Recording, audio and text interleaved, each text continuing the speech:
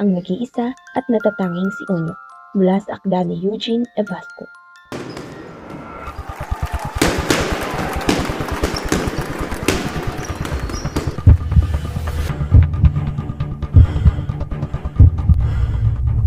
Kawawang gagamba. Bugbog na sa kamay ni Onyok. Nag-iinit ang magkabilang dulo ng patpat dahil sa puwithang nag-uumapaw ng seda. Matalimang titig ni Onyok sa kalaban dahil ginutom siya ng 3 araw bago ang sabong. Gamit ang tingting ay tinulak si Onyok ng batang nangangalaga sa kanya. Tinulak siya palapit sa kanyang kalaban. Nagsugura ng 2 gagamba sabay buga sa puwitan ni Onyok ng malagkit na seda. Dahilan upang sumadsad ang kalaban. Ano pang hinihintay mo, Onyok? Patumbahin mo na!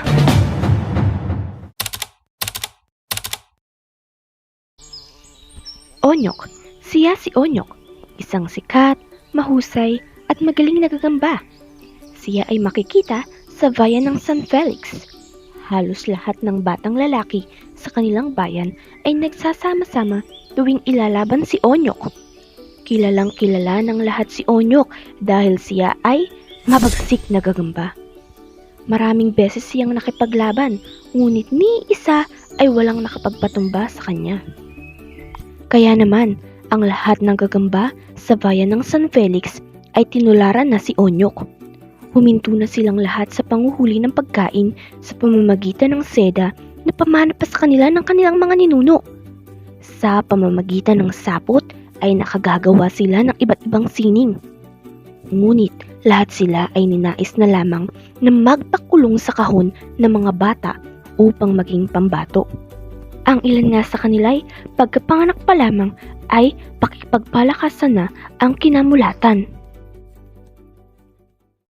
Isang araw, si Onyok ay mapayapang namamahinga sa kanyang sapot nang ang kuliglig ay masabit dito. Nanginginig ito sa kaba, hindi alam ang gagawin. Rinig na rinig din ni Onyok ang kabog ng dibdib nito. Anak ko, Onyok, patawad. Hindi ko sinasadyang masira ang napakaganda mong sabot. Pakiusap, huwag mo akong patayin. Utal-utal man ay naisip ng kuliglig na awitan si Onyok.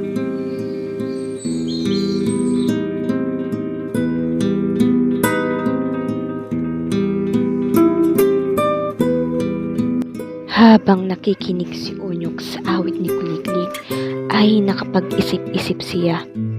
Naalala niya ang dating buhay ng mga gagamba. Ang buhay na pamana ng kanilang mga ninuno. Ang buhay na makagagamba. Simula nung araw na iyon ay unti-unti nang nakaramdam ng panghihina si Onyok. Nanghihinayang siya sa sinapit nilang mga gagamba. Alam niyang lilipas din ang panahon. Hindi na siya pabata, kundi paglaoy, siya rin ay manghihina. Onyok, magpalakas ka lang ha. Malapit ka ng ilaban kay Alvarado. Si Alvarado ay isa na ring kilalang gagamba. Alam ni Onyok na si Alvarado na ang makakatalo sa kanya. Nakaramdam siya ng takot na baka hamak-hamakin at pagtawanan na lamang siya ng mga gagamba. Ano ba itong naiisip ko? Ano ba itong nararamdaman ko? Hindi talaga ito maaari. Sasabihin nilang lahat sa akin. Lalaki pa naman ako. Takot, kaba at panghihina ang nararamdaman ni Onyok. Kaya't naisipan niyang tumakas sa batang lalaki. Ngunit paglabas pa lamang niya ay nakita na siya nito. Sa inis ng batang lalaki, dinampot niya si Onyok at hinalo sa mga karaniwang gagamba. Sa parusa ng batang lalaki kay Onyok, namasdan niya ang lahat ng kapwa gagamba. Halos abala ang lahat sa kanilang mga ensayo taktika sa pagpatid, pagsilo at pagtuklaw. Sa may butas ng dingding, nasilip ni Onyok ang mga kalahi niyang sugatan. May ilang 6 na lang ang binti, may bulag ang 3 mata, at may isang hindi na makapagluwal ng seda. Bakit tayo nagkaganto? Nagtaka ang lahat sa sigaw na iyon ni Onyok. Subalit sumagot sila na parang pinaaalalahanan si Onyok na sila ay nilikha upang lumaban. Nilikha tayo upang gumawa ng sapot at may sapot tayo upang manghuli ng makakain.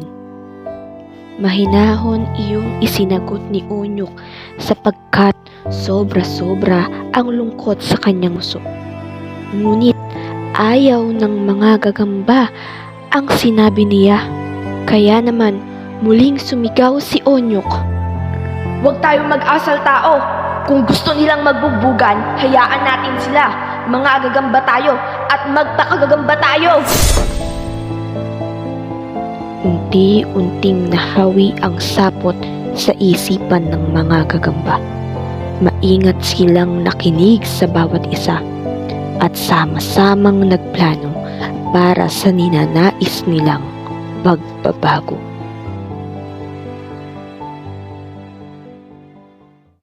Araw na ng laban. Kinakabahan si Onyok. Iniisip niya kung nagawa ba ng lahat ang kanilang plinano. Kaharap na niya si Alvarado. Hindi niya mabasa ang mga mata nito.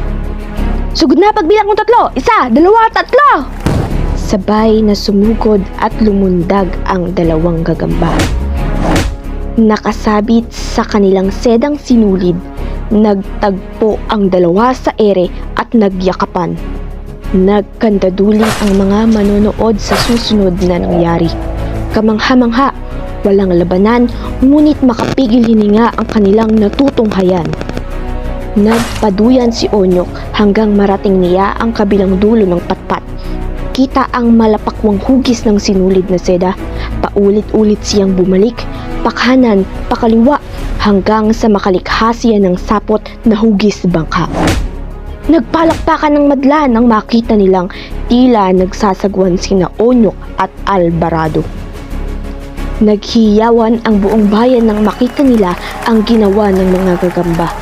Nanghina sila sa kagandahan nang makita ang obra maestra, tulay na kawangis ng sikat na tulay ng San Juanico.